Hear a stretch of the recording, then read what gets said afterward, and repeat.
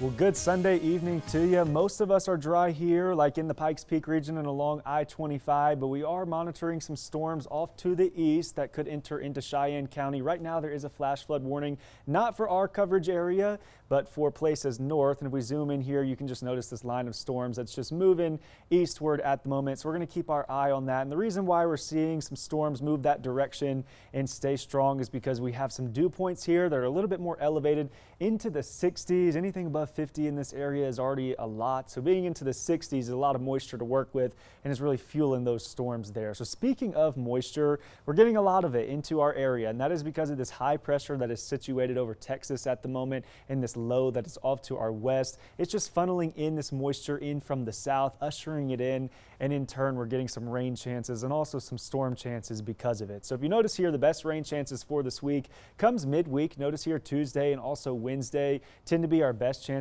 for rain. Monday's in this spotty category here, and then we have a little bit more rain chances as we go into midweek, and then we taper off into the weekend, and that's just because we're getting that moisture in from the south. So if you'll notice here on the stormcast for Monday, notice that the coverage is not as much. Now we still get some storms and some showers that initiate into the higher elevations first before pushing eastward, but they really struggle to develop and also continue being storms as they track eastward. If you'll notice here, we just have some isolated storms down to the southeast. That's not to say we can't get an isolated storm or maybe a shower in the afternoon tomorrow, but they're a little bit more sparse than what we're going to expect as we go into Tuesday and Wednesday. Notice here maybe an isolated storm later in the evening, but then we clear up. Now as we go into Tuesday, well, first let me touch on these high temperatures first. It's going to be hot as you go into your Monday, even with the rain chances. 90 here in the Springs, 98 there in Pueblo and along the Arkansas River. But as we go into Tuesday, notice here that we still have a lot of this moisture coming up from the south, and this is a little bit thicker of moisture coming in, so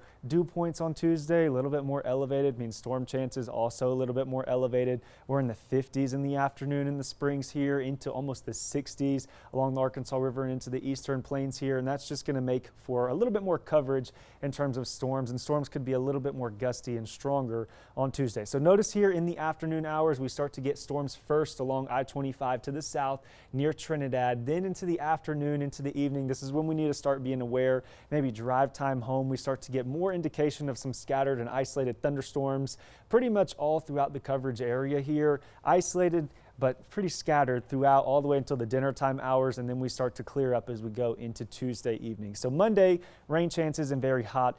Tuesday, rain chances again, but a little bit more to it. Also hot on Tuesday too. 88 here in the Springs, 96 in Pueblo and along the Arkansas River. So if we can get past the beginning part of the week, we have another rain chance on Wednesday.